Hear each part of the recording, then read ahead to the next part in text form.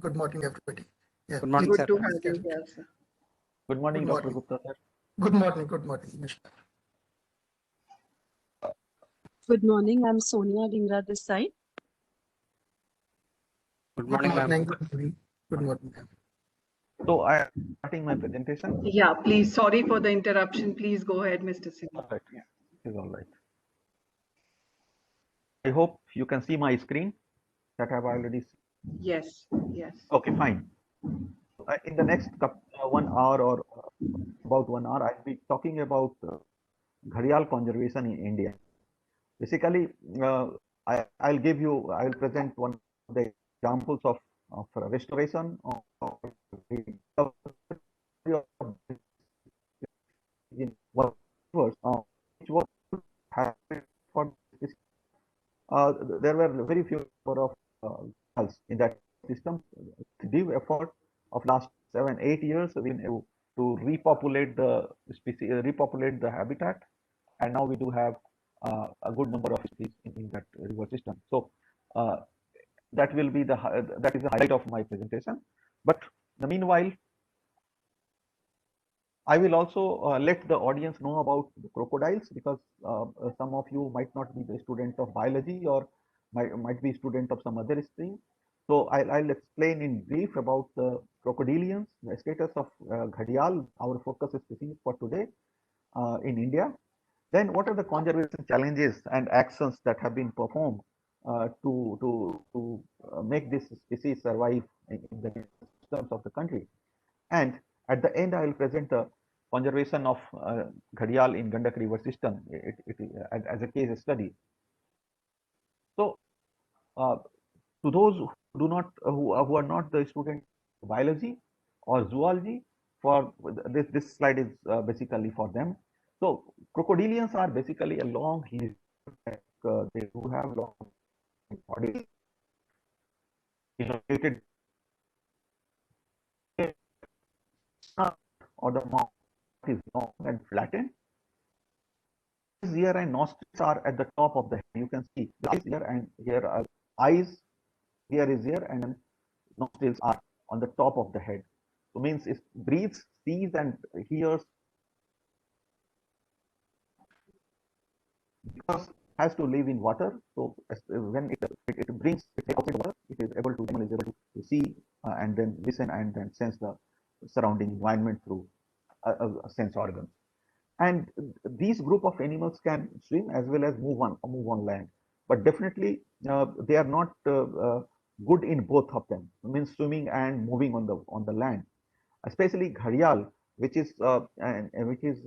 prefers living in fast running rivers. It hardly comes out of the water and they hardly move on the land, because their shoulder muscles are quite weak, and the legs are not adaptive to run or to move on ground. So the animal, the gharial, lives mainly inside the water.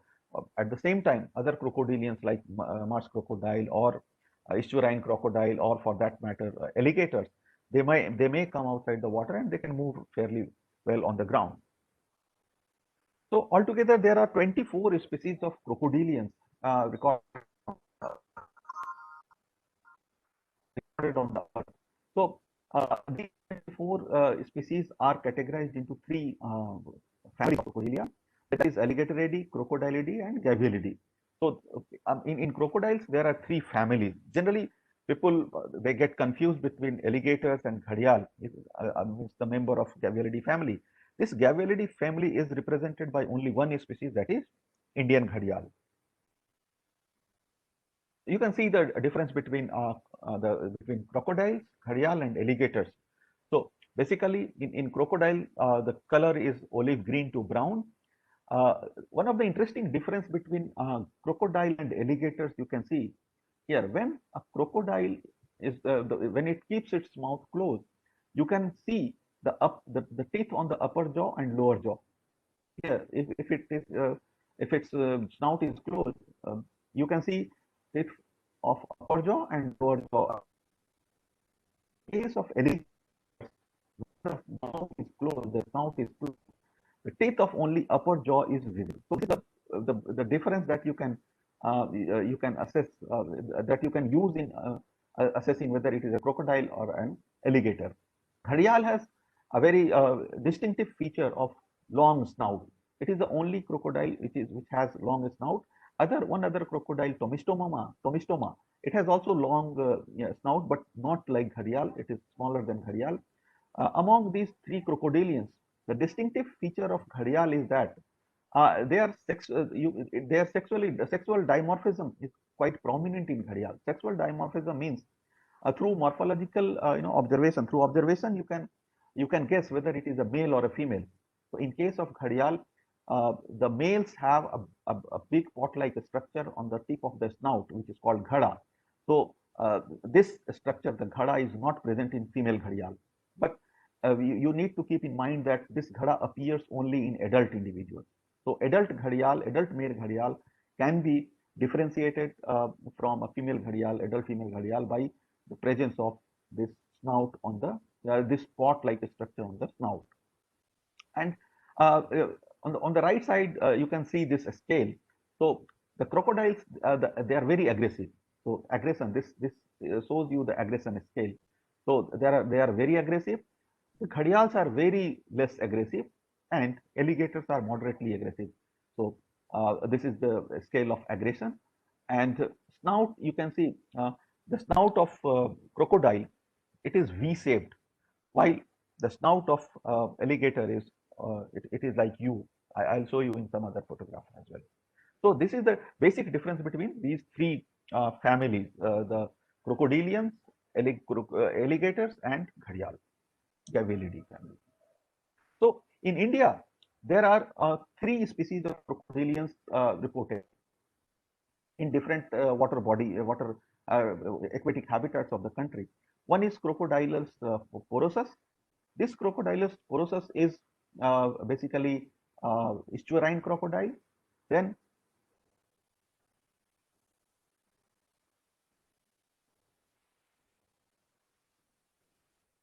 the second species is Crocodylus palustris. Crocodylus palustris is freshwater crocodile. It is also called as marsh crocodile. It is also known as mugger. So these are 2 species, and the third one is Gharial. So in India, there are only 3 species of crocodilians in different types of habitats. All other crocodiles are found in India. So here you can see we do have only the members of crocodiles and gavials, Gharials. We do not have any alligator species present in the water of our country. And these Gharials are very interestingly, they are endemic to the Indian subcontinent. You can see this shade shows the historic distribution range of Gharial. So basically, it is found in the Ganges and Brahmaputra basin, Mahanadi basin, and Indus River system. So this is the distribution of Gharial. So Gharials are important in that way also because they are endemic to the Indian subcontinent, while other 2 species are found in other parts of the world as well. Here you can see this is saltwater crocodile or estuarine crocodile. You can see the shape of its snout. It is like V. This is freshwater crocodile. It is also a crocodile, but it lives in freshwater. So its snout is more, the arm of V is more spread than saltwater crocodile. And the third one is Gharial. When you look at any species of crocodilians, especially which are found in India, you will find these just on the back of the neck. These are called nuchal scales, nuchal scutes. So these are nuchal scutes. You can see here there are 6. Here you will find 6. In Gharial it is only 2. So based on these number of nuchal scutes and their arrangement on the body, generally you will differentiate between different species. And as far as distribution is concerned, the estuarine crocodile is found only along the east coast of our country. But Gharial but mugger, the freshwater crocodile, it is present all across the country, but minus the northern part of India. Gharial, as I have already mentioned, that this species is found in the Ganges river system, Brahmaputra river system, and Mahanadi river system. This graph shows this photo shows the distribution range, historic distribution range of the species. Right now, the distribution has shrunk a lot, which I'll discuss in next slides. ये घड़ियाल और ये मगर जो है, मगर का आप अगर हैबिटेट देखोगे तो मगर जो है वो वैसे पानी में रहता है जहाँ पे वो शांत हो, पानी शांत हो। लेकिन घड़ियाल, जैसा मैं पहले ही बताया, घड़ियाल जो रनिंग वाटर होता है, फास्ट करंट वाले वाटर सिस्टम में रहता है, जैसे नदी में। तो ये है आपका मगर का हैबिटेट। आप देखिए ये मगर जो है, ये पानी जमा हुआ है, ये कैनाल है, ये रिवर का जो एरिया जहाँ पे कोई पानी में मूवमेंट नहीं है, वहां पे कोई फ्लो नहीं है, वहां पे जो मिड चैनल आइलैंड्स, इस तरह का जो आइलैंड निकल के जाता है, इसी के ऊपर जो है मगर या घड़ियाल या टर्टल्स जो है वो बैठ करके धूप सेकते हैं। ये क्रोकोडाइल जो है, इट इज रेप्टाइल, तो इनका जो ब्लड है, they are cold blooded animal, तो इनका जो बॉडी का टेम्परेचर जो है अपने से वो स्टैटिक रहता है, और इनको बाहर निकल करके इनको जो बॉडी का टेम्परेचर रेगुलेट करने के लिए इनको बाहर निकलना पड़ता है। इन्वायरमेंट से ये इंटरेक्ट करते हैं, यहाँ धूप लेते हैं तो बॉडी गर्म होता है, पानी में जाते हैं तो बॉडी जो है वो ठंडा होता है। हमारे जैसा नहीं है, हमारे बॉडी का टेम्परेचर जो है इन्वायरमेंट के साथ खुद ब खुद एडजस्ट हो जाता है। तो ये रिवर में मिलते हैं, कैनाल में भी आप देख सकते हैं, ये देखिए कैनाल में ये मगर जो है वो बैठा हुआ है। इस तरह का स्वाम्पी एरिया जो है उसमें भी ये मगर मिलता है। और जो छोटे छोटे पॉन्ड होते हैं, खास करके फिशरी पॉन्ड, तो बहुत सारे जो नॉर्थ इंडिया में बहुत जगह पे इसको एक मीनस माना जाता है। मीनस इसलिए कि वो क्या करता है कि वो जो फिश का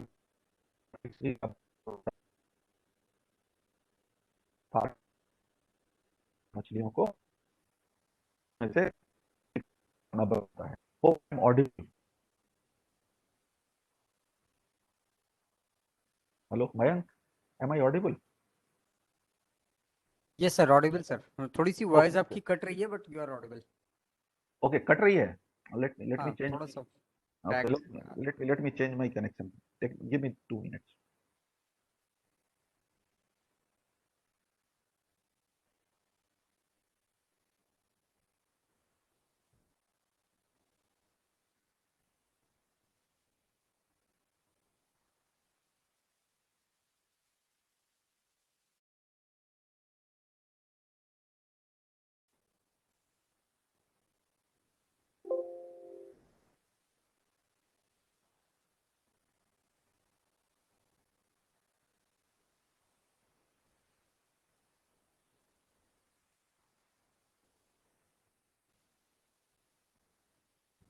अभी ठीक है?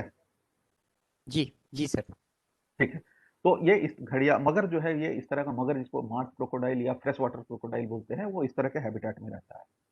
लेकिन ये जो इस्टुराइन क्रोकोडाइल होता है, ये स्वाम्पी एरिया में, खास करके जो भारत इंडिया का वेस्टर्न कोस्ट है, ईस्टर्न कोस्ट में, और जो सुंदरबन डेल्टा है, डेल्टा रीजन में भी ये काफी मिलता है। ये फोटोग्राफ जो है ये डेल्टा रीजन का है। जो स्टूडेंट्स है वो देख सकते हैं, ये निमेटोफोर जो मैंग्रोव वेजिटेशन है उसका ये निमेटोफोर यहाँ पे निकला हुआ है, जो कि बाहर निकल करके ऊपर से एयर लेता है और अपना ऑक्सीजन लेने का काम करता है। तो ये जो स्टुराइन क्रोकोडाइल है वो इंडिया के ईस्टर्न कोस्ट पे ज्यादा मिलता है, और ये इस तरह के हैबिटेट में मिलता है जहां पानी जो है थोड़ा सॉल्टी हो। लेकिन घड़ियाल जो है, घड़ियाल मुख्य तौर से जो नदियां होती हैं, नदियों में मिलता है, और नदी बड़ी ये साफ पानी वाली नदी को ही प्रेफर करता है। इसका मतलब कि अगर घड़ियाल की नदी है तो ये उस नदी की स्वच्छता को दर्शाता है कि पानी वहां का साफ रहेगा तभी वो उसमें रहेगा। और घड़ियाल को ऐसे जगह चाहिए, ऐसी नदी चाहिए जिसमें पानी का करंट जो है, नदी का जो करंट है, नदी का जो धार है वो काफी तेज हो, और बीच बीच में जो है वो डीप पूल्स हो, 6 मीटर 7 मीटर 8 मीटर गहरा पानी हो। वहां पे ये अपना, चूंकि इसको टेम्परेचर मेंटेन करना होता है, इसलिए वो जब टेम्परेचर, पानी का टेम्परेचर ज्यादा होता है तो वो डीप पूल में चला जाता है, और पानी का टेम्परेचर उसको जब उसके हिसाब से जब ठीक हो गया तो वो बाहर निकल करके धूप सेकता है। एक चीज बता दें कि जब भी इस घड़ियाल या मगर या स्टुराइन क्रोकोडाइल को देखना है, आप अगर कहीं भी घूमने जाते हो, भीतरकनिका जाते हो, या आप सुंदरबन जाते हो जहां आपको स्टुराइन क्रोकोडाइल दिखेगा, या आप घड़ियाल देखने जाते हो चंबल में या गंडक नदी में, तो आप विंटर के समय जाइए, क्योंकि विंटर के समय ये थर्मो रेगुलेशन के लिए, जैसे ही सुबह 10 बजे 8 बजे 9 बजे से धूप निकलना शुरू होता है, घड़ियाल और मगर या जो स्टुराइन क्रोकोडाइल है वो धूप सेकने के लिए ऐसे नदी के बीच में या किनारे में जहां बालू हो या मिट्टी हो वहां पर ये सब रेप्टाइल जो है वो निकलते हैं। तो अगर कहीं किसी स्टूडेंट को घूमने जाना हो, देखने जाना हो, तो सबसे बढ़िया मौसम जो होता है वो विंटर का होता है। विंटर में आप जाकर के इनको बहुत आराम से देख सकते हैं। घड़ियाल के हैबिटेट का एक और कैरेक्टरिस्टिक इंपॉर्टेंट ये होता है कि घड़ियाल उसी जगह पे रहता है, उन्हीं जगहों पे को प्रेफर करता है जहां पे हाई सैंड बैंक हो। यहाँ पे आप देख सकते हो ये गंडक रिवर का ये सैंड बैंक है, ये काफी ऊंचा बैंक है एक एक नदी के किनारे। तो घड़ियाल जहां अगर नदी में सिर्फ तेज धार वाली पानी है, तेज धार वाली नदी है, साफ नदी है, लेकिन अगर वहां पे सैंड बैंक नहीं है तो घड़ियाल वैसे जगह में, वैसी नदियों में नहीं रहता है। इसका कारण यह है कि घड़ियाल जो है वो अपना अंडा इसी तरीके के सैंड बैंक में चढ़ करके नेस्ट होल जो है वो फीमेल जो है वो यहाँ पे गड्ढा बना करके उसमें अंडा देती है, और चूंकि स्लोप ज्यादा रहता है तो आराम से सरक करके पानी में आ जाती है। पहले ही जैसा कि हमने बताया कि घड़ियाल जो है वो पानी के बाहर निकल करके बहुत दूर तक चल नहीं, क्योंकि इसके जो कंधे होते हैं, जो हाथ होता है, उसका मसल जो है वो उतना मजबूत नहीं होता है कि ये जमीन के ऊपर चल सके। लेकिन इसके विपरीत जो मगर होता है, मगर जो है उसका उसका जो हाथ का जो ये होता है, कंधा जो होता है वो काफी मजबूत होता है। वो 2-3 किलोमीटर 4 किलोमीटर चला जाएगा। तो आप ज्यादातर जगह पे देखोगे कि गांव में वो पानी के उसमें निकल के, पानी से निकल करके रात को गांव में जा करके बकरी पकड़ लेगा, किसी के यहाँ मुर्गी पकड़ लेगा। तो ये सब जो है जो न्यूसेंस जो है वो मगर करता है, लेकिन घड़ियाल पानी से बाहर निकलता ही नहीं है। और घड़ियाल को ऐसे हाई सैंड बैंक वाले जगह जो है वो पसंद है। तो अगर घड़ियाल किसी जगह बच रहा है, इसका मतलब है कि नदी के साथ साथ उसके किनारे का जमीन जो बालू है, सैंड है, वो भी, रेत जो है वो भी सुरक्षित है। अगर इसी जगह पे हम लोग सैंड माइनिंग शुरू कर दें तो वो घड़ियाल के लिए अनुपयुक्त हो जाएगा और घड़ियाल उस जगह को वहां से छोड़ के दूसरी जगह चला जाएगा, उस हैबिटेट को यूज नहीं करेगा। सो प्रेजेंस ऑफ घड़ियाल in any river system, it not only shows the suitable water quality and depth of the river and flow of the river, but it also represents it also shows that the banks of the rivers are also safe for the species.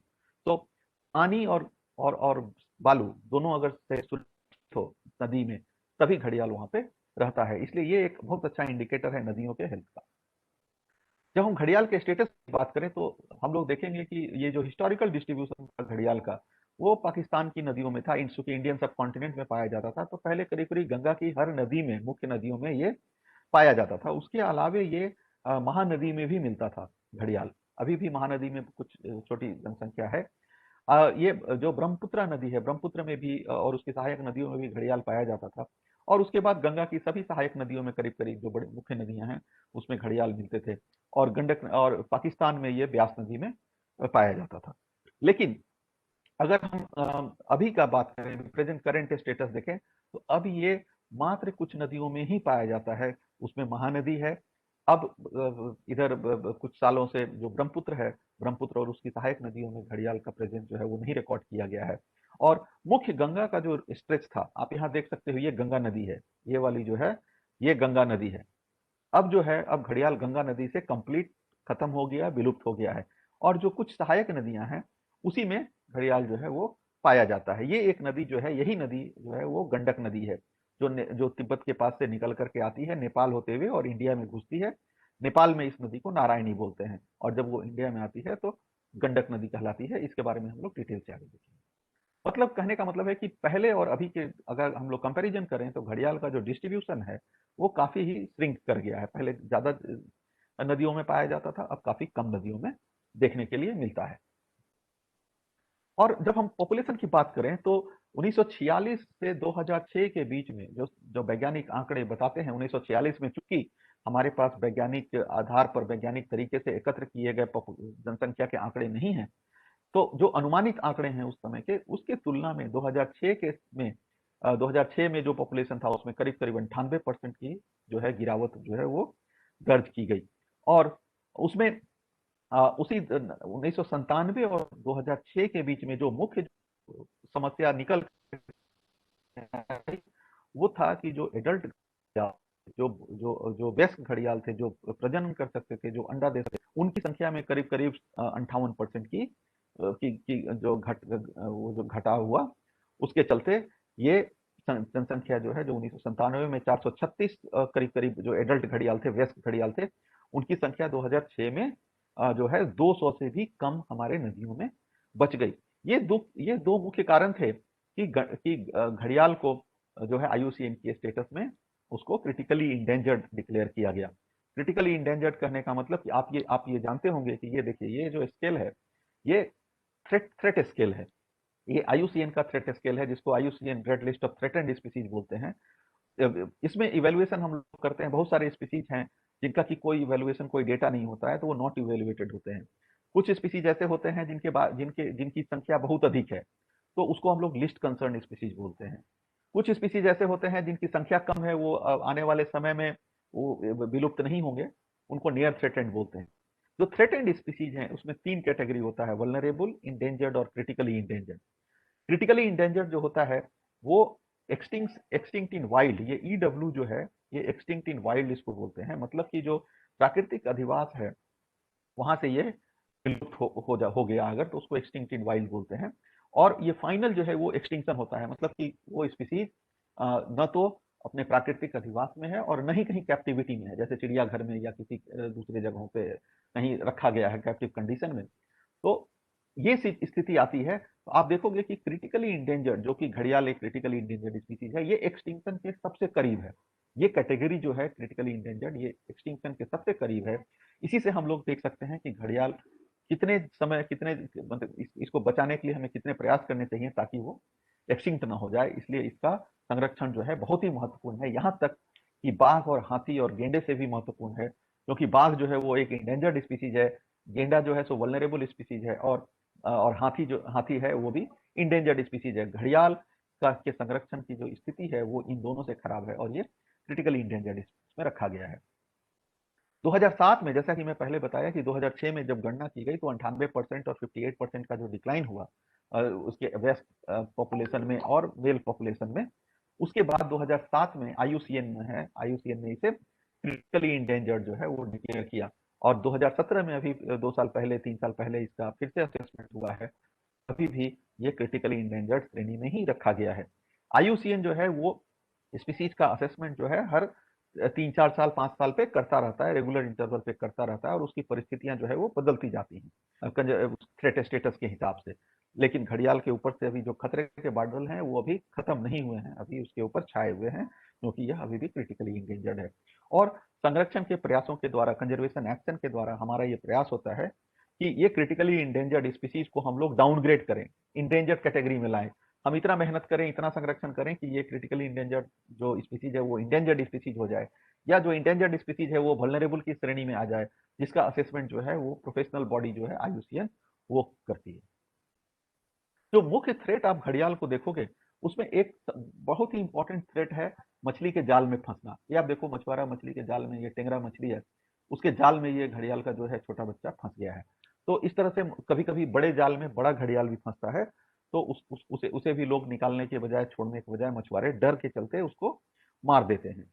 अब ये इसमें आप इस वाले photo में आप देखोगे कि जो घड़ियाल जहाँ पे बास्किंग साइट है, वहां पे एंथ्रोपोजेनिक एक्टिविटी है, मानवीय गतिविधियां चल रही हैं। इससे क्या होता है कि घड़ियाल का जो हैबिटेट में डिस्टरबेंस होता है, तो घड़ियाल अभी जो आराम से यहाँ पे धूप सेक रहा है, हो सकता है कल को डिस्टरबेंस के चलते वो इस जगह को छोड़ दे और ये ऐसी जगह रहने लगे जहाँ का हैबिटेट इसके लिए सुटेबल नहीं है। तो जो मानवीय जो दबाव है, मानवीय डिस्टरबेंसेज हैं, उसके चलते भी वो भी घड़ियाल के लिए एक इंपॉर्टेंट थ्रेट है। यहाँ पे आप देख रहे होगे कैटल जा रहा है। ये कैटल का जो मेन रोल है, वो घड़ियाल अगर किनारे पे बालू पे निकल करके अंडा देता है, तो बहुत सारे जगहों में ये देखा गया है कि ये इतने बड़े बड़े जब कैटल हर्ड आते हैं, तो खास करके घड़ियाल वैसे जगहों पे अंडा देता है जहाँ चढ़ने का उसको जगह मिलता है, और उसी जगह से कैटल जो है वो आते हैं, नदी में जाते हैं, पानी पीते हैं। तो उनके जो अंडे हैं, जो घोंसले हैं, जो बालू के अंदर होते हैं, रेत के अंदर होते हैं, उनको बहुत ही क्षति होती है इस तरह के कैटल मूव। एक और बहुत बड़ा थ्रेट है इस तरह के डैम और बैराज। ये बैराज है कि पानी को रोक करके उसको चैनलाइज किया जाता है, कैनाल के थ्रू, नहर बना करके उसको या तो हम सिंचाई के पानी लेके जाते हैं या विद्युत उत्पादन के लिए लेके जाते हैं। तो ये जो पानी हम लोग रोक देते हैं बैराज से, तो जो नीचे अगर घड़ियाल का हैबिटेट है तो उसको पानी मिलता नहीं है, पानी नदी में कम हो जाता है। और दूसरा इसका जो कुप्रभाव ये होता है कि अगर हम इस पानी को रिलीज करते हैं, तो एक साथ अगर ज्यादा पानी रिलीज करते हैं, तो डाउन स्ट्रीम में जो किनारे किनारे जो है नदी का जो किनारा है, वो वहां पे बहुत तेज इरोजन होता है, बहुत ज्यादा इरोजन होता है, और जो सैंड बैंक हैं, सैंड बैंक कट जाते हैं, जो मिड चैनल आइलैंड है जिसपे घड़ियाल या मगर या टर्टल्स जो हैं उस पे बास्किंग करते हैं, वो सब आइलैंड डूब जाते हैं, तो वो सब एरिया जो है वो घड़ियाल के लिए अनसुटेबल हो जाता है। तो ये एक मेजर थ्रेट है। उससे भी बड़ा एक थ्रेट जो है वो ये है किनारे से सैंड माइनिंग। आप देखो यहाँ पे ये सैंड माइनिंग हो रहा है, यहाँ यहाँ पे भी लोग सैंड माइनिंग कर रहे हैं। तो सैंड माइनिंग एक बहुत बड़ा थ्रेट है, क्योंकि जहाँ से सैंड माइनिंग होता है उस सैंड का जो सैंडी बैंक है वो घड़ियाल के लिए जरूरी है, क्योंकि वो वहाँ पे अंडे देते हैं। अंडा अगर देने का जगह उनके लिए नहीं रहेगा तो उस पॉपुलेशन के रहने का कोई हमारे लिए मतलब नहीं है। उसी प्रकार यहाँ जो है ये लोग जो है अपना नाव का मूवमेंट कर रहे हैं, नाव लेके जाते हैं, तो हम इनको रोक नहीं सकते हैं, लेकिन हम इनको जरूर ये समझा सकते हैं कि जो घड़ियाल का बास्टिंग साइट है उसको आप डिस्टर्ब नहीं करें, आप दूसरे तरफ से चले जाएं, तो घड़ियाल भी सुरक्षित रहेगा और आप भी सुरक्षित रहेंगे। नहीं तो जहाँ घड़ियाल का बास्टिंग साइट होता है वहां अगर इस तरह की गतिविधि होती है तो घड़ियाल उस जगह को छोड़ के चला जाता है दूसरी जगह, जो अधिवास हो सकता है उसके लिए सुटेबल नहीं हो।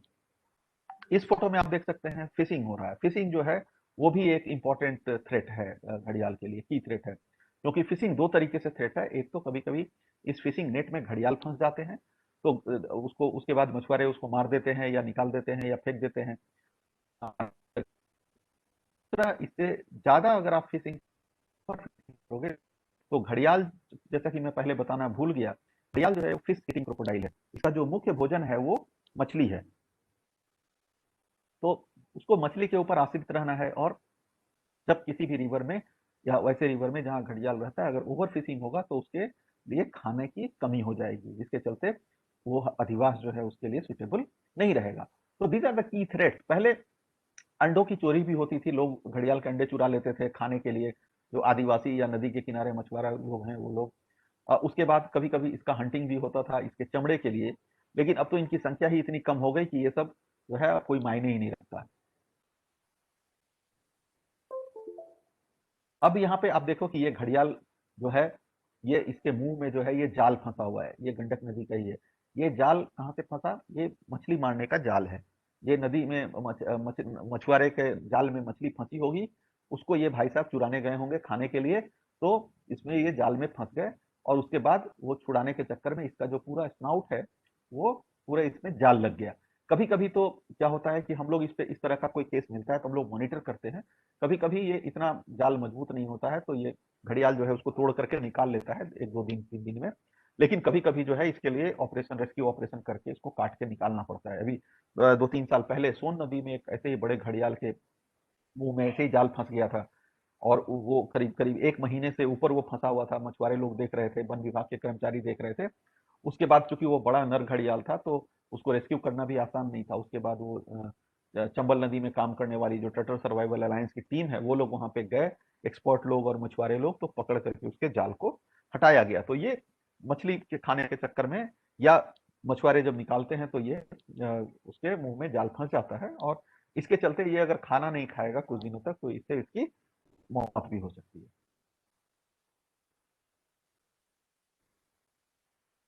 एक बहुत इंपॉर्टेंट 7-8 में चंबल नदी में निकल कर वो ये हुआ कि चंबल नदी में मास मोर्टेलिटी हुई 2007-8 में। करीब 100 से ऊपर घड़ियाल जो वो मृत पाए गए, पानी में मरे हुए पाए जाते थे। और उस उन मरे हुए घड़ियालों में ज्यादातर जो थे वो सब एडल्ट घड़ियाल हुआ करते थे, और कुछ एडल्ट फीमेल्स हुआ करती थी, जो मादा, एडल्ट मादा, और जो है वो सब एडल्ट जो अवयस्क बच्चे होते थे उनके। तो करीब करीब 100 से ऊपर घड़ियाल उस समय मृत पाए गए थे 2007-8 के दौरान। बाद में काफी उसके ऊपर रिसर्च हुआ तो पता चला कि उनका जो था वो किडनी डैमेज हो जाता था, और उन घड़ियालों का, और वो किसी अननोन टॉक्सिकेंट के चलते, कोई पोल्यूटेंट था जिसको कि वो चंबल नदी में जो है वो रिलीज किया जाता था, कहीं से आ रहा था वो, उसके चलते घड़ियालों की मौत हुई थी। ये काफी दिनों के बाद ये उसका जब रिसर्च हुआ उसके ऊपर, इन्वेस्टिगेशन हुआ, तो काफी दिनों के बाद ये निकल करके आया। तो ऐसे जो मास मोर्टेलिटी भी घड़ियाल के होते हैं, बहुत बार क्या होता है कि जो वाइल्ड पॉपुलेशन होता है उनकी ऐसी मास मोर्टेलिटी होती है, जो कि एक बहुत बड़ा थ्रेट है उस स्पीसीज के लिए। तो घड़ियाल के लिए भी ये एक थ्रेट 2007-8 में उभर करके आया। अब हम लोग थोड़ा बात कर लें कि कंजर्वेशन मेजर्स क्या लिए गए इंडिया में। अब मुख्य तौर से भारत में कंजर्वेशन का जो घड़ियाल का जो कंजर्वेशन है स्टार्टेड इन अर्ली 1970s, 70-72 के समय, 72-73 के समय से शुरू किया गया। जब उनकी संख्या में गिरावट दर्ज की गई उस समय। तो इसके लिए सबसे पहले जो है वो प्रोटेक्टेड एरियाज बनाए गए। प्रोटेक्टेड एरिया मतलब संरक्षित क्षेत्र बनाए गए घड़ियालों के लिए खास करके, या बहुत सारे संरक्षित क्षेत्र ऐसे भी थे जिसमें घड़ियाल के साथ साथ दूसरे वन्य प्राणी का भी संरक्षण हो रहा था। जैसे चंबल नेशनल सेंचुरी है। चंबल नेशनल सेंचुरी जो है इसको बनाया ही गया घड़ियाल संरक्षण के लिए। ये उत्तर प्रदेश, मध्य प्रदेश और राजस्थान, तीन राज्यों के बाउंड्री से होकर के बॉर्डर से बहती है। करीब करीब 420-21 किलोमीटर लंबाई में जो चंबल नदी है उस पर चंबल नेशनल सेंचुरी डिक्लेयर किया गया है। अभी इंडिया में सबसे ज्यादा अगर घड़ियाल हैं तो इसी चंबल नेशनल सेंचुरी में है। करीब करीब 1600 से 1800 के बीच में जो घड़ियाल हैं वो यहाँ पाए जाते हैं। कतर्निया घाट वाइल्ड लाइफ सेंचुरी है उत्तर प्रदेश में। यहाँ पे भी घड़ियाल का एक आप देख सकते हो, ये कतर्निया घाट है, जहाँ इनका स्लोगन है, बहुत अट्रैक्टिव स्लोगन है, वेयर रेयर इज कॉमन। यहाँ इंटरेस्टिंग चीज क्या है, जो बहुत सारे रेयर स्पीसीज, गेंजेटिक डॉल्फिन है, घड़ियाल है, और भी वल्चर्स हैं, और भी जो स्पीसीज जो दूसरी जगह बहुत रेयर होते हैं वो कतर्निया घाट में कॉमन है। तो इनका जो टैग लाइन है कतर्निया घाट का, which is very interesting, very attractive, it is where rare is common. तो आप यहाँ देख सकते हो घड़ियाल जो है कतर्निया घाट में एक जो वाइल्ड लाइफ सेंचुरी है वहां पे मिलता है। उसी प्रकार महानदी में एक सेंचुरी बनाया गया, सतकोसिया गॉर्ज सेंचुरी। ये मुख्य रूप से सतकोसिया जो फॉरेस्ट एरिया है उसमें है, गॉर्ज है एक, वहां पे बनाया गया, और यहाँ पे भी घड़ियाल जो है वो पाए जाते हैं। इसके अलावा सोन घड़ियाल सेंचुरी, केन घड़ियाल सेंचुरी जो है वो मध्य प्रदेश में वहां पे बनाया गया, और जबकि केन घड़ियाल सेंचुरी जो है वो खजुराहो के पास है, यहाँ पे उतना ज्यादा भी घड़ियाल यहाँ पे नहीं मिलते हैं। बट इन सोन घड़ियाल sanctuary till last year there were about 20 gharials present in the river system. उसके बाद एक मेजर एक्शन जो था that was conservation breeding and release program। इसमें क्या करते थे, 1975-76 के समय ये कंजर्वेशन ब्रीडिंग सेंटर बनाया गया। तीन सेंटर बनाया गया था। एक कुकरेल में था, ये कुकरेल उत्तर प्रदेश में आप देख सकते हो, लखनऊ में। दूसरा है देवरी में, ये मुरैना के पास है। और तीसरा टिकरपाड़ा, वो वहां पे आपका सतकोसिया गॉर्ज सेंचुरी में, सतकोसिया गॉर्ज सेंचुरी जो है वहां पे बनाया गया।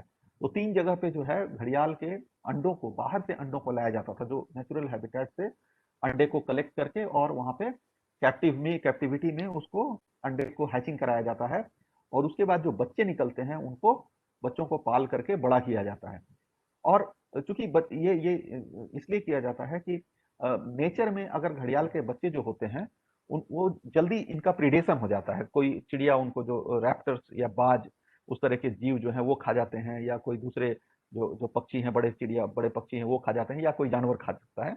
तो इन रियरिंग सेंटर में इनको अंडे को रखा जाता है, अंडे को इंक्यूबेट कराते हैं, अंडे से बच्चा निकलता है, उस बच्चे को अवयस्क होने तक, सब एडल्ट होने की स्थिति तक उसको वहां रखा जाता है। उसके बाद उसको नदी में रिलीज कर दिया जाता है, जो उनका नेचुरल हैबिटेट होता है वहां पे उनको रिलीज करते हैं। अभी तक इंडिया में करीब करीब 6000 से ज्यादा घड़ियाल जो है इस तरीके से रिलीज किए गए हैं, जिनका की जो कि बच्चे निकले सेंटर पे, और उसके बाद उनको मेन रिवर सिस्टम में रिलीज किया गया। आप ये देख सकते हो रिलीज का फोटो। ये जो फोटो आप देख रहे हो, ये है घाघरा नदी का, जो टर्टल सर्वाइवल अलायंस और उत्तर प्रदेश फॉरेस्ट डिपार्टमेंट ने इसको रिलीज किया था। ये बच्चे जो है, ये बच्चा जो है कुकरेल में पैदा हुआ था। ये जो है, ये आप जो देख रहे हो, ये ब्यास रिवर पंजाब में पिछले कुछ साल, 3-4 साल पहले से जो है वहां पे कंजर्वेशन एक्शन ये शुरू हुआ है। तो वहां पे भी घड़ियाल रिलीज किया जा रहा है ब्यास नदी में, पंजाब में, वहां पे ये रिलीज किया जा रहा है।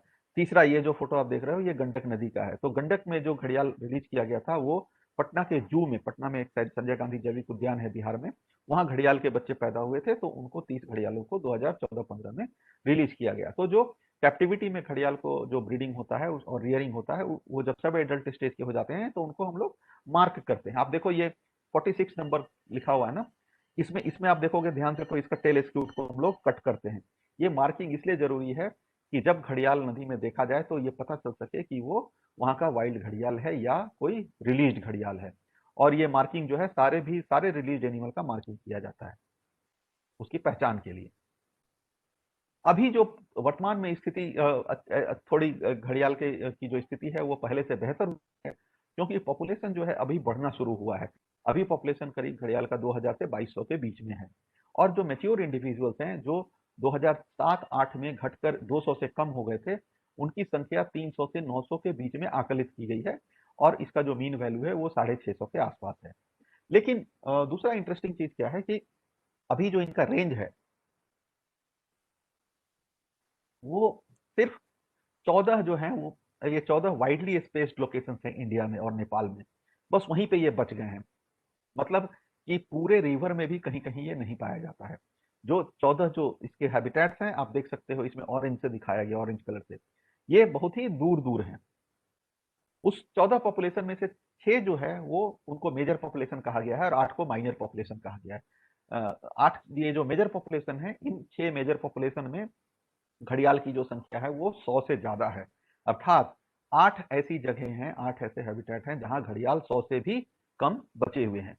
और अभी वर्तमान में जो घड़ियाल की जो ब्रीडिंग हो रही है, जो बच्चे हो रहे हैं, सिर्फ 6 नदियों में हो रहे हैं। अभी एक जो है वो बबई में नदी में एक रिकॉर्ड किया गया है, और अभी रिसेंटली अब काफी दिनों के बाद, करीब 15-20 साल के बाद, वो महानदी में भी घड़ियाल के बच्चे दिखाई दिए हैं। तो ये फिगर जो है ये 8 का हो जाता है। तो ये ब्रीडिंग जो है उसका बहुत ही कम जगहों पे हो रहा है, और recent years it has got extinct from Bhutan, Myanmar and Pakistan. ये पहले भूटान, म्यांमार और भूटान में मानस और उसके दूसरे सिस्टम में दूसरे रिवर सिस्टम में मिलता था, म्यांमार में मिलता था, और पाकिस्तान के उसमें ब्यास में मिलता था। अभी सब जगह से जो है वो इंडस में मिलता था, सॉरी, उसमें सभी जगह से ये एक्सटिंक्ट कर गए हैं, वहां से वो विलुप्त हो गए हैं। अब हम लोग घड़ियाल जो गंडक रिवर में कंजर्वेशन की बात हम लोग कर रहे हैं, उसको हम लोग देखते हैं कि घड़ियाल में क्या कंजर्वेशन एक्शन किया गया घड़ियाल संरक्षण के लिए गंडक नदी में। आप आप देखोगे कि गंडक जो था वो ये है गंडक का लोकेशन, आप देख सकते हैं। ये अगर आप मैप देखेंगे तो ये बिहार का मैप है। बिहार के जो इंडिया नेपाल बॉर्डर है, ये इंडिया नेपाल बॉर्डर पे एक बैराज बना हुआ है यहाँ पे। यहीं से गंडक जो है वो इंडिया में इंटर करती है। आप ये देख सकते हैं, ये जो बैराज है ये इंडिया नेपाल बॉर्डर पे बना हुआ है, और इस रिवर का जो मिड चैनल है वो ये आप देखिए यहाँ तक, ये जो लाइन दिख रही है ये नेपाल है, ये इसके ऊपर का एरिया नेपाल है पूरा। तो इस मिड चैनल का के जो पार्ट का जो एरिया है वो जो है वो नेपाल है। ये जो पहाड़ आप देख रहे हो इस फोटो में राइट साइड में, ये नेपाल में पहाड़ है और ये इंडिया में पहाड़ है। तो गंडक नदी, और यहाँ पे एक बैराज बनाया गया है, तो ये गंडक नदी वहां से बहती है, और ये आकर के गंगा नदी की में आकर के पटना के ऑपोजिट, बिहार का जो कैपिटल है पटना, उसके ऑपोजिट आकर के उसमें मिल जाती है। ये करीब करीब 320 से 325 किलोमीटर का ये स्ट्रेच है, रिवर स्ट्रेच है। आप इसमें जब मैप देखोगे तो आप देखोगे कि काफी ब्रेडेड चैनल है। देखो यहाँ पे 2 चैनल है, यहाँ पे 2 चैनल है ना। अरे नदी जो है हरदम दूसरे दूसरे कई धाराओं में बट जाती है, और शायद यही जो ब्रेडिंग है, जो रिवर के चैनल का जो ब्रेडिंग या छोटे छोटे उसमें बटना है, दूसरे एक से ज्यादा चैनल में बटना है, यही एक वरदान है घड़ियाल के लिए और दूसरे वन्य जीवों के लिए, जो एक्वेटिक वाइल्ड लाइफ है जो इस नदी सिस्टम में रहते हैं। इसमें गंगा की डॉल्फिन है, कई तरह के कछुए हैं, करीब 50 स्पीसीज की पक्षियां यहाँ मिलती हैं, उसमें कुछ माइग्रेटरी भी हैं। इसके अलावा जो किनारे घास के मैदान है उसमें हॉग डियर है, उसमें टाइगर भी रहता है। तो ये जो ब्रेडेड चैनल है वहां पर उसके चलते, और दूसरा ये है कि जो नदी है इसके चलते इरोजन बहुत होता है। आप देखो जितना पीला पीला पीला दिख रहा है, ये लैंड यूज में ये एरिया एग्रीकल्चर लैंड है। तो नदी जो है हरदम इरोजन करते रहती है, नदी शिफ्ट होती है 2 किलोमीटर 3 किलोमीटर हर साल। तो इसके चलते नदी के किनारे जो गांव हैं वो बहुत कम बसे हुए हैं। तो नदी के किनारे कम गांव होने के चलते वहां पे मानवीय दबाव जो है वो रिवर के ऊपर कम है। इसी का नतीजा है कि घड़ियाल यहाँ पे पाए जाते हैं। और ये अगर हम लोग देखें तो देश की अगर 5 अगर सबसे नदियों का नाम ले जिसमें पोल्यूशन कम है, तो उसमें एक गंडक नदी का नाम जरूर होगा, क्योंकि गंडक के किनारे कोई इंडस्ट्री नहीं है, और दूसरा गंडक के किनारे कोई भी बड़ा टाउन नहीं है। इसके चलते ये जो नदी है वो साफ सुथरी बची हुई है। और एक इंटरेस्टिंग बात यह है कि ये जब नदी नेपाल से आती है तो उसको नेपाल में नारायणी कहते हैं। और जब इंडिया में जब हम हेड स्टार्टिंग शुरू किया गया था, हेड स्टार्टिंग का मतलब होता है कि अंडों से बच्चा निकाल करके उसको रिलीज करना। तो जो हेड स्टार्टिंग के लिए पहली बार जो अंडे चाहिए थे वो उसी नेपाल की नारायणी नदी से लेकर के ले जाए गए थे, क्योंकि बैराज के ऊपर जो नदी है उसमें घड़ियाल पाए जाते थे, और वहां जो अंडे देती थी घड़ियाल वहीं से निकाल करके 1975-76 में वहां से कुछ अंडे को ले जा करके और चंबल के सेंटर में और टिकरपाड़ा में उसको इंक्यूबेट कराया गया था। तो जो भारत में जो घड़ियाल दूसरे जगह गए रिलीज प्रोग्राम के तहत, वो उनका जो ओरिजिन है वो यहीं का है, गंडक नारायणी रिवर सिस्टम का है। गंडक के घड़ियाल के बारे में बहुत सारे किताबों में लिखा गया था। लेकिन इसकी जो है इसकी रिसर्च नहीं किया, कम से कम 2010 एक कि ये जो नदी है वो भारत, वो इंडिया ने उत्तर प्रदेश के 3 इंटरनेशनल स्टेट बाउंड्री, इस तरह की जो इंटरनेशनल होता है वो एरिया जो होता है वहाँ एंटी सोशल एलिमेंट्स उसका काफी इस्तेमाल करते हैं उस एरिया का। यहाँ से पुलिस अगर उनको पीछा करेगी तो वो दूसरे स्टेट में चले जाएंगे, वहां से पुलिस पीछा करेगी तो वो नेपाल में चले जाएंगे। तो इसके चलते इस तरह का जो क्षेत्र होता है वो एंटी सोशल एलिमेंट्स का अड्डा था गंडक नदी। उसके चलते जो था लॉ एंड ऑर्डर ठीक नहीं होने के चलते कोई रिसर्च वहां पे नहीं हुए 2010 तक। इसलिए किसी को पता नहीं है कि घड़ियाल वहां पे के आसपास जो है कुछ रिकॉर्ड फॉरेस्ट ऑफिसर थे, ऐसा ही उन्होंने एक किताब लिखी है back to the wall the saga of wild life in Bihar. उसमें कुछ जानकारी मिलती है कि वहां पे जो है घड़ियाल दिखाई देते थे, 8-9 घड़ियाल 10 घड़ियाल बैराज के पास। उस समय भी लोग नीचे नहीं जाते थे क्योंकि वहां पे डकैत और किडनैपर लोग उस जगह को ऑक्युपाई किए हुए थे। 2010 में यहाँ पे जो कंजर्वेशन एक्शन का काम है वो शुरू किया गया। पहली बार एक सर्वे किया गया उस नदी में, क्योंकि तब तक है वहाँ का जो लॉ एंड ऑर्डर सिचुएशन है वो इम्प्रूव कर गया था। आप देख सकते हैं ये जो सर्वे था ये मल्टी ऑर्गेनाइजेशन सर्वे था। उसमें wild life trust of India, WWF India, turtle survival alliance, उसके बाद Madras crocodile bank trust, Bihar forest department, ये सारे लोग मिलकर के वो फर्स्ट सर्वे किए थे 2010 में। उस सर्वे में जो आंकड़े आए उसके आधार पर 2014 में तो एक्स सीटू और इन सीटू कंजर्वेशन प्रोग्राम था, उसके लिंकिंग की बात शुरू हुई। यहाँ हम बता देते हैं कि एक्स सीटू का मतलब है जो उसका जो नेचुरल हैबिटेट है उसके बाहर अगर हम संरक्षण करते हैं किसी भी चीज का तो उसको एक्स सीटू कंजर्वेशन कहते हैं। यहाँ क्या हो रहा था कि बिहार में घड़ियालों का संरक्षण पटना जू में किया जा रहा था। पटना जू में घड़ियाल रखे हुए थे और वहां उनके बच्चे जो है 2004-5 से आने शुरू हो गए थे। तो उन बच्चों को इन सीटू कंजर्वेशन के लिए मतलब नदी में रिलीज करने के लिए उनको इस्तेमाल किया गया। तो 2014 में वो हम लोगों ने शुरुआत की। 2016 में हम लोग पॉपुलेशन मॉनिटरिंग करते रहे और 2016 में पहली बार हम लोगों को वहां पे घड़ियाल के अंडे मिले। घड़ियाल वहां पहले भी अंडे देते थे लेकिन कोई वहां पे ध्यान नहीं देता था, तो अंडे जो है वो नदी में बह जाते थे, पानी में बह जाते थे और वो बर्बाद हो जाते थे। उसके बाद अभी हम लोगों ने वहां पे अभी जो इनिशिएटिव लेना शुरू किया है wild life trust of India और वहाँ बिहार फॉरेस्ट डिपार्टमेंट ने, हम लोग चाह रहे हैं कि उसका जो रिवर का जो मुख्य स्ट्रेच है उसको हम लोग एक प्रोटेक्टेड एरिया जो है उसको हम लोग नोटिफाई कर दें, ताकि उसमें से बहुत सारी चीजें जो है जो प्रॉब्लम्स है वो खत्म हो जाए और उसका मैनेजमेंट जो है वो साइंटिफिक तरीके से शुरू किया जा सके सरकार के द्वारा। क्योंकि जब तक सरकार उसका मैनेजमेंट अपने से नहीं करेगी लॉन्ग टर्म सस्टेनेंस जो है वो नहीं हो पाएगा किसी भी कंजर्वेशन एफर्ट का। 2010 में जो सर्वे हुआ उसमें मात्र 15 घड़ियाल रिकॉर्ड किए गए थे, बहुत छोटी सी संख्या थी। हाँ, एक चीज ये है कि जो 2015 का सर्वे हुआ उस समय अनफॉर्चुनेटली जो मौसम था वो बहुत खराब हो गया, धूप ही नहीं निकल रही थी, तो उसके चलते घड़ियाल पानी से बाहर नहीं निकलते थे। तो एक रीजन वो भी हो सकता है कि 15 से कम इतने कम संख्या में घड़ियाल जो है वो हम लोगों को दिखाई दिए, जो सर्वे टीम थी उसको दिखाई दी। लेकिन उस सर्वे में ये भी निकल करके आया कि जो सुटेबल हैबिटेट है वो अवेलेबल है घड़ियाल के लिए। और उस सर्वे के में ये रिकमेंड किया गया कि इसमें जो पॉपुलेशन है 15 या 20 इंडिविजुअल्स का, उसको हम लोगों को मजबूत करने की जरूरत है और उसके लिए हमको बाहर से लाके उसमें घड़ियाल छोड़ने की जरूरत है। क्योंकि किसी भी जगह पे जो स्मॉल पॉपुलेशन होता है, छोटा पॉपुलेशन होता है किसी भी स्पीसीज का, तो वो लॉन्ग टर्म सर्वाइव नहीं कर सकता है जब तक कि वो कम से कम 100-125 एनिमल नहीं हो वहां पे।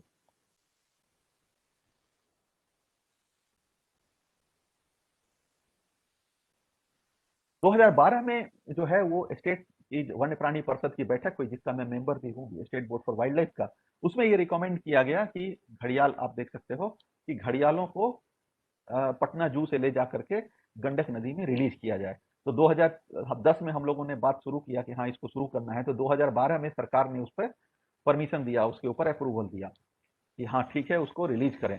और यहाँ से उसमें ये दिया गया कि जो स्टडी है वो wild life trust of India करे और जो उसका उसका जो रिलीज है वो इंटरनेशनल जो प्रोटोकॉल है उसके हिसाब से किया जाए। उसके बाद 2014 में जो है वो बिहार फॉरेस्ट डिपार्टमेंट और wild life trust of India ने है उसने दोनों ने मिलकर घड़ियाल रीस्टॉकिंग का काम शुरू किया गया। और ये पटना का संजय गांधी जैविक उद्यान जो है, यहाँ से घड़ियाल, ये घड़ियाल है उसका बच्चा है, ये संजय गांधी जैविक उद्यान का फोटो है जू का, वहां से बच्चे को निकाल करके आप देखोगे ये कैप्टिव ब्रेड घड़ियाल है, 2003-4 में ये पैदा हुए थे, ये रिलीज स्टॉक हमारे पास अवेलेबल था। उनको इस नदी में, गंडक नदी का में रीस्टॉकिंग के लिए हम लोगों ने इस्तेमाल किया। ये आप देख सकते हो, ये जो घड़ियाल का जो है वो जू में रखे हुए हैं। तो जब घड़ियाल को रिलीज करते हैं तो उसके लिए उसको कुछ प्रिपरेशन कुछ करना पड़ता है हम लोगों को, है ना। तो उसके लिए आप देख रहे हो ये ग्रीन हम लोग कर्टेन लगा दिए हैं। ये ग्रीन कर्टेन इसलिए है कि यहाँ पे कोई पब्लिक नहीं जा सकती है। ये ऑफ डिस्प्ले, एनिमल्स को ऑफ डिस्प्ले रखा जाता है ना, ताकि वो आदमी का उनको वहां पे पता नहीं चले कि यहाँ पे आदमी है या कोई डिस्टरबेंस है। नहीं तो क्या होता है कि अगर आदमी के आवाज से अगर उनको ये हैबिचुएट हो जाएंगे तो उनको आदमी से डर नहीं लगेगा और हो सकता है वो आदमी के करीब आ जाए, अगर उनको अगर नेचुरल हैबिटेट में छोड़ा जाए उसके बाद भी। उसके बाद हम लोग क्या करते थे कि जो सुटेबल घड़ियाल थे साइज से के हिसाब से, जो सब एडल्ट घड़ियाल थे, सब एडल्ट घड़ियाल, एक चीज और बता देते हैं, घड़ियाल में जो एज हम लोग बताते हैं वो उसकी लंबाई के आधार पर बताते हैं। 2.7 मीटर से बड़ा होता है उसी को हम लोग एडल्ट मानते हैं, उसके नीचे जो है वो सब एडल्ट होता है, और जुवेनाइल और ईयरलिंग्स होते हैं। तो उसको निकाल करके सेग्रीगेट करके उसके बाद एक्लेमेटाइज किया जाता है। एक्लेमेटाइजेशन में हम लोग क्या करते हैं, ये जो जिस जू के जिस एक्वेरियम में या पॉन्ड में रखा जाता है उसमें हम लोग लाइव फिश छोड़ते हैं, जिंदा मछली, ताकि ये जब नदी में जाए तो इसको तो जिंदा मछली पकड़ करके खाना होगा। तो इसको आदत जो है हम लोग डालते हैं, जिंदा मछली इस पानी में छोड़ दिया जाता है और ये जिंदे मछली को ही पकड़ने का ये हैबिचुएट इसको करते हैं। तो ये 3-4 महीने ऐसे करने से जो घड़ियाल है वो सीख जाता है जिंदे मछली को पकड़ना।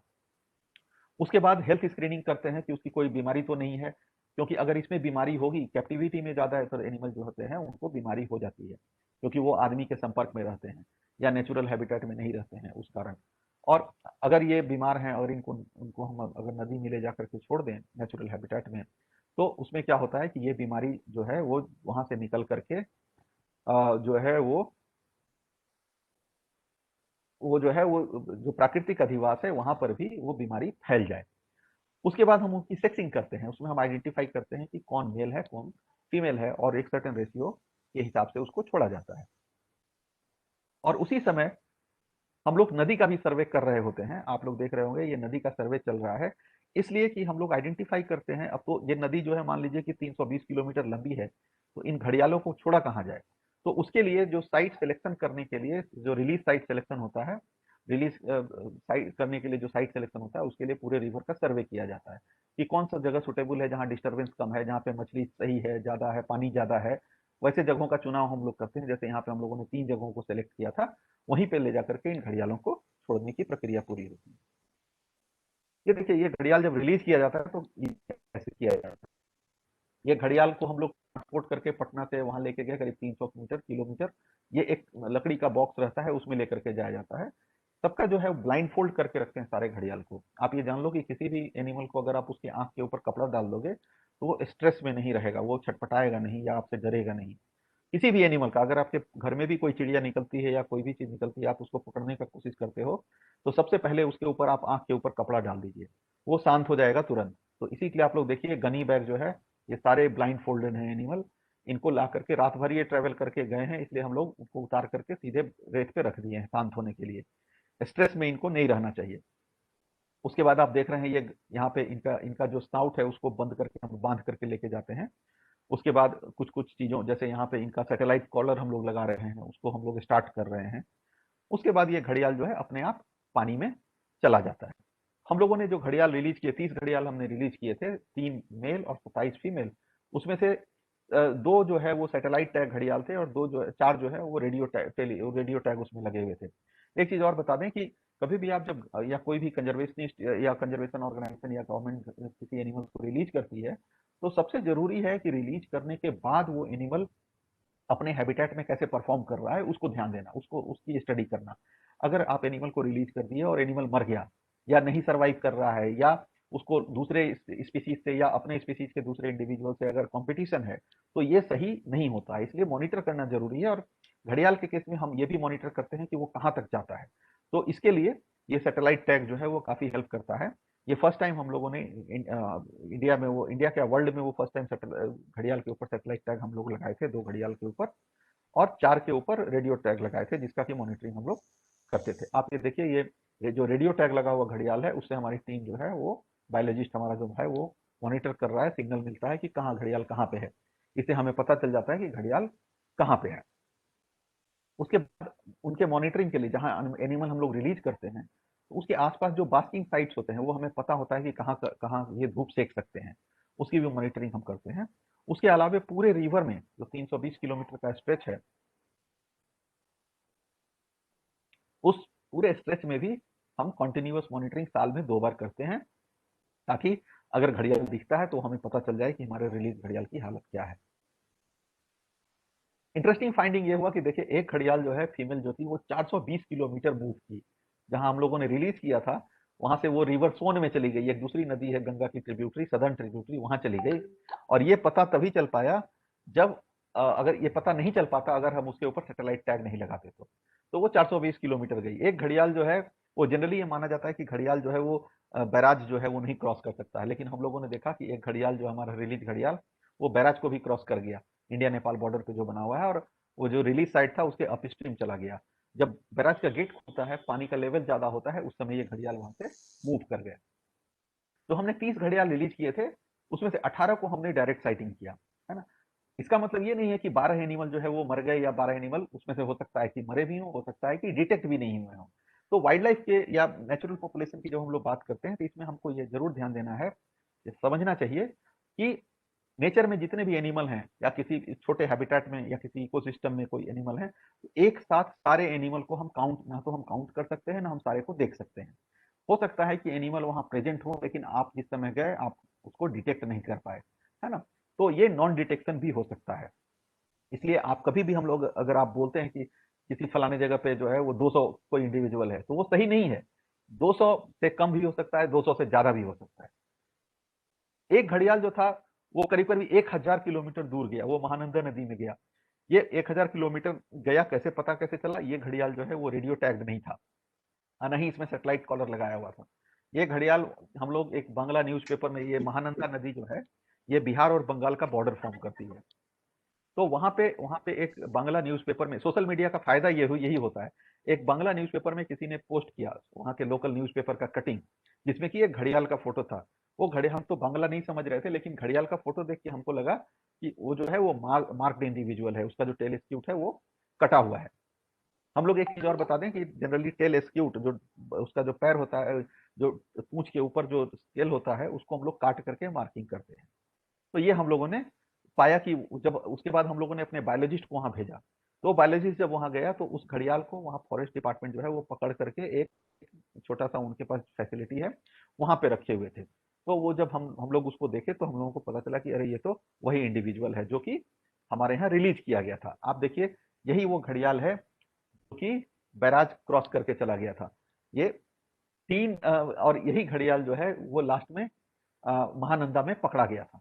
ये 3 मई 2015 का फोटो है। ये जब बैराज क्रॉस करके ऊपर में जाकर के बास्किंग कर रहा था, तो आप देखिए ये इसके स्नाउट के नीचे, हो सकता है आप लोग को दिखाई दे रहा होगा, ये एक लटका हुआ पोर्शन है। इसके स्नाउट का नीचे वाला जो पार्ट है वो टूट गया था, कहीं से टकरा करके टूट गया होगा। उसके बाद ये हमने ये टेल एस्क्यूट यहाँ काट करके एक कट यहाँ किया हुआ है, एक कट यहाँ किया हुआ है, ये नंबर हमने मार्क करके रखा हुआ है। उसके बाद ये 11 दिन के बाद वो घड़ियाल फिर डाउन स्ट्रीम आ गया, बैराज के नीचे आ गया। तो आप देख सकते हैं कि जो नीचे लटका हुआ पोर्शन था ये टूट गया है, वो अलग हो गया। तो ये सेम घड़ियाल है और ये टेल एस्क्यूट कट मार्क सेम है। और ये घड़ियाल हम लोग यहाँ रिलीज किए थे, ये रिलीज साइट है। और यहाँ से ये पूरा गंडक नदी क्रॉस करके ये गंगा नदी यहाँ है, गंगा नदी में आया, ये गंगा है, यहाँ आकर के ऐसे गया और ये इस नदी में यहाँ पे कैप्चर किया गया था, बिहार और उसके वेस्ट बंगाल के बॉर्डर के पास, इस नदी में, इस जगह पे वो लोकल फिशरमैन जो हैं वो उसको कैप्चर कर लिए थे। बाद में वो फॉरेस्ट डिपार्टमेंट को हैंड ओवर कर दिए। उस समय काफी मीडिया में ये आया था। उसके बाद एक और मजेदार चीज क्या होता है कि जब आप रिलीज घड़ियाल को देखते हैं, जब जैसे आप ये देखिए ये घड़ियाल रिलीज किया हुआ है, आप ये देखो यहाँ पे एक टेल स्क्यूट ये कटा हुआ है और ये एक स्क्यूट यहाँ पे कटा हुआ है। ये हमने मार्किंग किया था, हम देख लिए कि ये मेरा घड़ियाल है। और आप देखो कि जब रिलीज घड़ियाल ये कैप्टिव पूरे जिंदगी जो है ये कैप्टिविटी में रहा था और ये सब एडल्ट होने पर हम लोग इसको रिलीज किए थे। लेकिन ये एक वाइल्ड घड़ियाल के साथ बैठा हुआ है। देखो ये वाइल्ड घड़ियाल है, इसका कोई टेल स्क्यूट नहीं कटा हुआ, अर्थात ये वाइल्ड घड़ियाल है, इसके साथ बास्किंग कर रहा है एक जगह पे। इसका मतलब है कि ये भी घड़ियाल इतने दिन जू में रहने के बाद भी इसको पता है कि वैसे जगह को सेलेक्ट किया है जहाँ पे नेचुरल पॉपुलेशन जो वाइल्ड पॉपुलेशन है वो वहां पे रह रही है। इसका मतलब है कि इतने दिनों तक कैप्टिविटी में पैदा होने रहने के बाद भी जो इनका जो वाइल्ड एक्सटिंक्ट है अपने हैबिटेट साइट सिलेक्शन का, वो खत्म नहीं हुआ है। जैसे ही उनको रिलीज किया गया वो वही जगह सेलेक्ट कर रहे हैं जहां पे वाइल्ड घड़ियाल सेलेक्ट कर रहा है। नहीं तो अगर हम हमारे यहाँ अगर हम लोग देखें कि किसी को अगर हम लोग छोड़ दें, आवाज आ रहा है ना मैम? जी भैया आ रहा है भाई। ठीक है। तो इसमें हम लोग अगर किसी आदमी को, अगर जो कभी गांव का आदमी अगर शहर नहीं गया है, उसको ले जाके छोड़ देते हैं तो कैसे वो इधर उधर घूमता है, लेकिन वाइल्ड के साथ ऐसा नहीं होता है। ये पूरा जो है इतने दिनों तक कैप्टिविटी में रहने के बाद, करीब 14 साल तक कैप्टिविटी से 10-11 साल तक कैप्टिविटी में रहने के बाद वहीं पैदा हुआ, और जब हमने रिवर में रिलीज किया तो इसको पता है कि किस तरह के हैबिटेट में इसके लिए रहना सही रहेगा। तो इस तरह का जो चीजें हैं ये आपके कंजर्वेशन सक्सेस को दिखलाती हैं। उसके बाद हम लोग एनुअल सर्वे जो है वो हम करते रहे। 2015 से हम लोग 2015 घड़ियाल रिलीज किया। उसके बाद हम लोग हर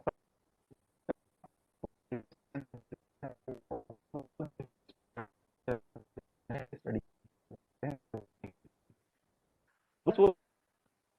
नेक्स्ट में घड़ियाल जो थे वहां एक चीज और बताएं, जब 2015 में हम लोग सर्वे करना शुरू किए पूरे, हालांकि पहले से घड़ियाल ढेर सारे हैं। 2015 में हम लोग घड़ियाल दिखाई दिए, 10 में हमको 15 दिखाई दिए, मींस 15 डिटेक्ट हुए। इसका मतलब ये नहीं था कि वहां 15 ही घड़ियाल थे, 15 से ज्यादा थे घड़ियाल उस समय, लेकिन बाकी नॉन डिटेक्टेड थे। तो आप चल के अगर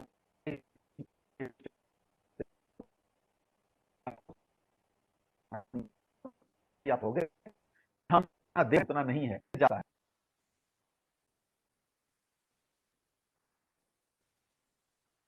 उसके बाद हम लोगों ने 2016 में पहली बार ब्रीडिंग जो है वो डॉक्यूमेंट किया। आप ये देखो, ये जो नदी का किनारा है, घड़ियाल जो है बालू के जगह पे अंडा देता है।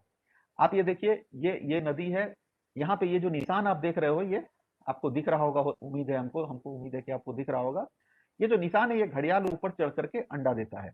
और ये मजेदार है कि ये छेद दिखाई दे रहा होगा यहाँ पे, ये छेद जो है ये अंडा देने के लिए नहीं है। ये जो मादा है, जो फीमेल है, वो एक ट्रायल नेस्ट बनाई है।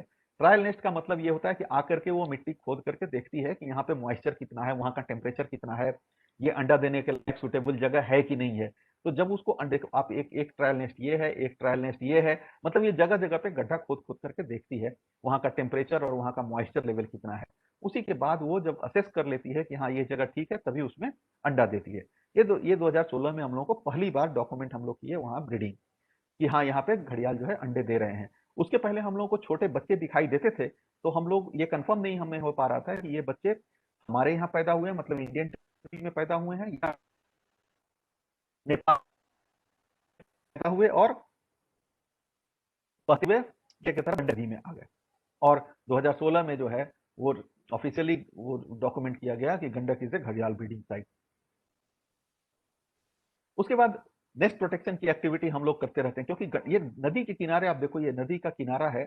तो गंडक नदी में क्या होता है कि बैराज से पानी जब रिलीज होता है, बैराज का फोटो हम दिखाए थे, तो ये क्या होता है, या कैचमेंट में बारिश हुआ तो नदी में फ्लो ज्यादा होने से ये बैंक जो है वो इरोजन होता है।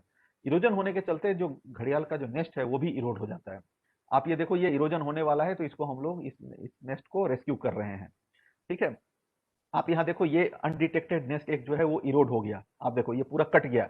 ये एक अच्छे जगह पे बालू में नेस्ट हुआ होगा, लेकिन ये कट गया। उसके बाद इसको भी रेस्क्यू किया गया। लेकिन बहुत बार क्या होता है कि अगर आप इस तरीके के एग को अगर रेस्क्यू करते हो तो हैचिंग जो है वो सक्सेसफुल नहीं होती है। आप इसमें देख रहे होगे, जब ये अंडे निकाल रहे हैं हम लोग, ये निकाल करके बालू में रख के इसको लेके जाते हैं। इसमें एक निशान लगा हुआ है अंडे के ऊपर, देख रहे हैं ना, ये ऊपर में। ये निशान हम लोग तब लगाते हैं जब हम अंडे को निकालते हैं। घड़ियाल या किसी भी रेप्टाइल में सबसे जरूरी चीज क्या होता है कि अगर अंडा जिस पोजीशन में उसके नेस्ट होल में है, वो अंडा उसी पोजीशन में रहना चाहिए। अगर आप उस पोजीशन में नहीं रखोगे, अगर उसको हिला दोगे या उसका उसका अंदर का जो एम्ब्रियो का पोजीशन अगर चेंज हो जाएगा, तो वो जो है वो बच्चा जो है उसमें अंदर जो वो है वो मर जाता है। तो सक्सेसफुल हैचिंग जो है वो सक्सेसफुल नहीं होगा। तो ये आपको बहुत ही साइंटिफिकली करना होता है। हम लोगों ने, हमारे बायोलॉजिस्ट करते हैं, और हमने लोकल लोगों को ट्रेन भी कर दिया है जो हमारे नेस्ट वाले हैं। तो उसके बाद आप देखो कि ये जो बच्चा है, ये उसी जो रेस्क्यू नेस्ट है उसी में से ये निकला हुआ बच्चा है। और उसके बाद जब हम लोग नेस्ट शिफ्ट करते हैं तो ऑब्वियसली जहाँ नेस्ट था वहां पे तो उसकी मदर जो है वो खोजते रहती होगी कि मेरा बच्चा कहाँ है, जो है वहाँ शिफ्ट कर चुके हैं। तो जब बच्चे निकलते हैं के बाद, ये जब हैचिंग हो गया, आप इसमें देखो, ये जब हैचिंग हो जाता है तो हम सभी बच्चों को एक जगह रखते हैं और उसी दिन जो ओरिजिनल जगह माँ सोचती है कि यहाँ अंडा होगा, हम उसी जगह पे ले जाकर के रिलीज करते हैं। तो आप यहाँ देखो वहां भी आ गए, ये बच्चे हम उसमें लेके टब में लेके गए हैं और जहाँ मदर प्रेजेंट रहती है हम उस बच्चों को जो है दे रहे हैं। ये लास्ट ईयर का फोटोग्राफ है। अब हम लोग देखें कि गंडक में पॉपुलेशन कैसे बढ़ा। मार्च 2014 में जो सर्वे हुआ था उसमें 50 हम लोगों को घड़ियाल मिले थे। ये हमने नहीं किया था, ये एक थर्ड पार्टी, वो एक इंडिपेंडेंट रिसर्चर्स की टीम थी बेंगलोर की, उन लोगों ने किया था। उनमें 50 घड़ियाल 2014 के मार्च में रिलीज उन्होंने रिकॉर्ड किए। हम लोग उसी साल नेक्स्ट ईयर 2015 के फरवरी मार्च में हमने 54 घड़ियाल रिकॉर्ड किया।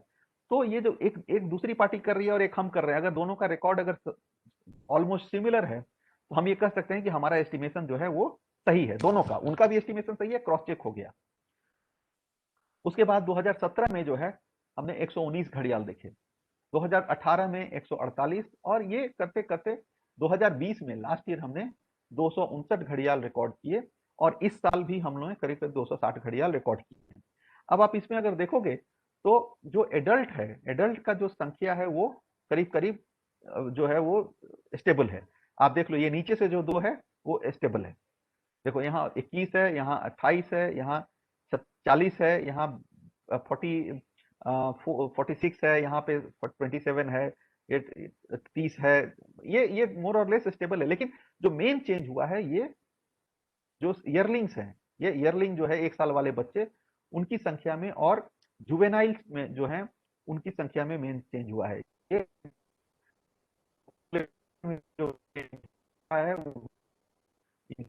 तो सक्सेस और ब्रीडिंग सक्सेस हो रहा है, उसके चलते हो रहा है। घड़ियाल के अंडे हर साल बचा रहे हैं, 6-7 नेस्ट हर साल हम लोग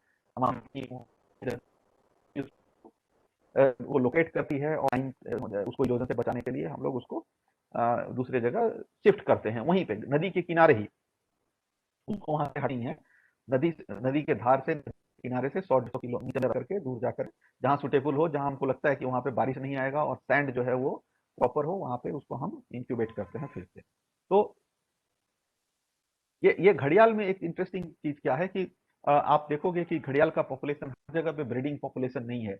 जैसे सोन नदी में, सोन घड़ियाल सेंचुरी जो है मध्य प्रदेश में, वहां पे ब्रीडिंग पॉपुलेशन नहीं है। वहां पे सिर्फ मतलब एडल्ट नहीं है, वहां पे सिर्फ एडल्ट फीमेल है, वहां एडल्ट मेल नहीं है। अब आप ये देखिए, ये गंडक का फोटो है, ये है एडल्ट मेल और ये है एडल्ट फीमेल। अब आप देख सकते हो ये एडल्ट मेल के ऊपर घड़ा है और ये एडल्ट फीमेल के ऊपर वो घड़ा नहीं है। तो ये सेक्सुअल डायमॉर्फिज्म जिसकी बात हम पहले कर रहे थे, यहाँ पे आपको ये पता लग सकता है। और ये सिर्फ घड़ियाल ही एक ऐसा क्रोकोडाइल है जिसमें सेक्सुअल डायमॉर्फिज्म होता है। आप एडल्ट को देख करके आप बता सकते हो कि ये मेल है या फीमेल है। और ये जो फोटोग्राफ है पीछे में, एक फीमेल और है, यहाँ पे 7-8 फीमेल और एक मेल है। तो ये जो है इनका ब्रीडिंग कॉन्ग्रीगेशन होता है। अंडे देने के पहले एक जगह कॉन्ग्रीगेट करते हैं, मीटिंग होता है और उसके बाद मार्च के एंड में या अप्रैल के फर्स्ट वीक तक वहां पे अंडे देते हैं। 2016 में आप देखो हमने 6 नेस्ट बचाए थे। 2017 में हमको एक भी नेस्ट नहीं मिला क्योंकि हमारी जो प्रोजेक्ट टीम थी थोड़ी कम थी, वहां पे लोग कम थे। और वहां पे क्या हुआ कि उस 2017 में बारिश जो है वो पहले हो गया कैचमेंट में, उसके चलते इरोजन हमारे एक्सपेक्टेड टाइम से पहले ही शुरू हो गया और जो भी नेस्ट सैंड बैंक्स थे नेस्टिंग के लिए जो सुटेबल बैंक थे वो सारे इरोड हो गए। उसके बाद 2020 में लास्ट ईयर हमने 6 जो है वो नेस्ट और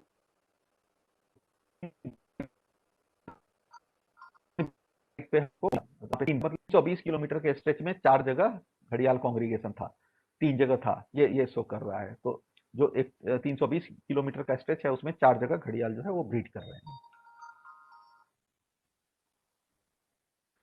हैं। ये मैप जो हमने बनाया है इसमें आप देखो घड़ियाल का हॉट स्पॉट्स है। ये जो डार्क कलर ये है, ये घड़ियाल के हॉट स्पॉट्स हैं। यहाँ पे घड़ियाल का जो पॉपुलेशन है वो ज्यादा है। तो यहाँ तक, इस जगह तक जो है ये गंडक में घड़ियाल मिलते हैं। ये जो रेवा ब्रिज है, रेवा ब्रिज के नीचे जो है वो ह्यूमन एक्टिविटी बढ़ जाती है, दोनों तरफ एग्रीकल्चर हो जाता है शुरू, बोट का मूवमेंट जो है वो ज्यादा हो जाता है, इसके चलते इसके नीचे जो है वो घड़ियाल नहीं मिलते हैं। और ये पूरा का पूरा जो है ये हमारा गंडक रिवर का स्ट्रेच है जहां इंपॉर्टेंट साइट्स हम लोगों ने आइडेंटिफाई करके रखे हुए हैं। उसके बाद हम लोगों ने ये इसी चूंकि ये हॉट स्पॉट हमें पता चल गया कि हाँ ये जगह पे सबसे ज्यादा घड़ियाल है, उसी के आधार पर हम लोगों ने करीब 140 किलोमीटर का जो स्ट्रेच है उसको हमने सरकार को एक प्रपोजल दिया कि इसको एक प्रोटेक्टेड एरिया बनाया जाए।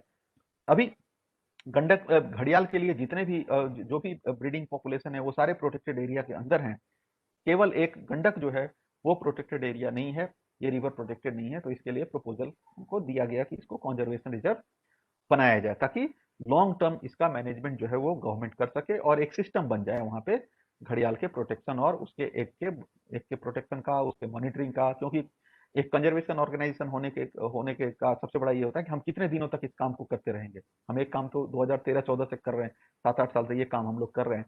तो कोई भी एक यूनिवर्सिटी हो, एक कॉलेज हो, एक रिसर्च इंस्टीट्यूशन हो या एक कंजर्वेशन ऑर्गेनाइजेशन हो, किसी भी एक काम को सारी जिंदगी नहीं कर सकता है। अगर वो करना है तो हमें गवर्नमेंट में उसको अडॉप्ट करना पड़ेगा, उसको अपने हाथ लेके उसको मैनेज करने के लिए, तब वो लंबे समय तक वो कंजर्वेशन एक्शन चल सकता है। और 140 किलोमीटर के स्ट्रेच में ये प्रपोजल जो है गंडक रिजर्व कंजर्वेशन रिजर्व का, गंडक रिवर कंजर्वेशन रिजर्व का प्रपोजल जो है वो दिया गया है। इसके लिए सबसे जरूरी क्या है कि हम लोग गांव वाले के साथ बैठ के मीटिंग करना है। नदी के किनारे जो गांव है, छोटे छोटे किसान है, फार्मर है, उनका कंसेंट लेना जरूरी होता है। ये फोटो हम इसलिए दिखला रहे हैं कि आपको जानना जरूरी है कि कंजर्वेशन सिर्फ साइंस नहीं है।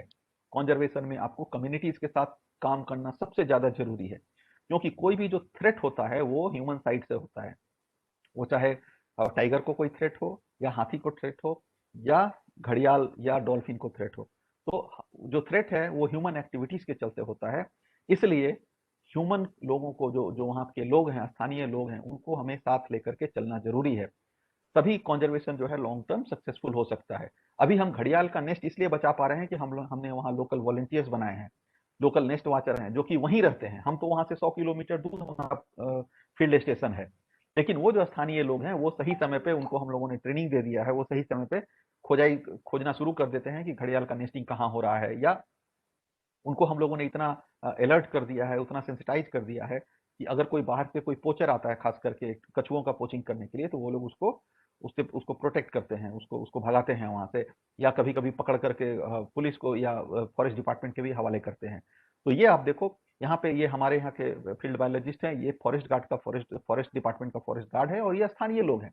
तो मेरा कहना है कि एक नॉन गवर्नमेंट ऑर्गेनाइजेशन, गवर्नमेंट और स्थानीय लोग और यूनिवर्सिटीज और कॉलेजेस और रिसर्चर सारे जो हैं, they are part of a bigger conservation scenario.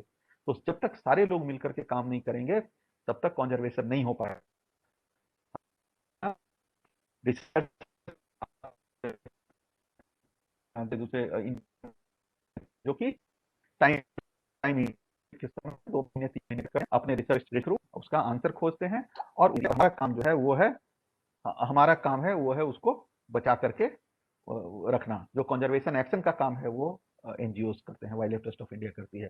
तो इस तरीके से ये कंजर्वेशन का काम जो है हमारा गंडक नदी में चल रहा है, और जो पॉपुलेशन बढ़ा है वो उसके सक्सेस का इंडिकेटर है। तो आउटकम अगर हम लोग देखें तो वो इंडिकेटर वही है कि पॉपुलेशन बढ़ रहा है घड़ियाल का, और उसके बच्चे बढ़ रहे हैं, अर्थात ब्रीडिंग हो रहा है, हम लोग नेस्ट बचा रहे हैं।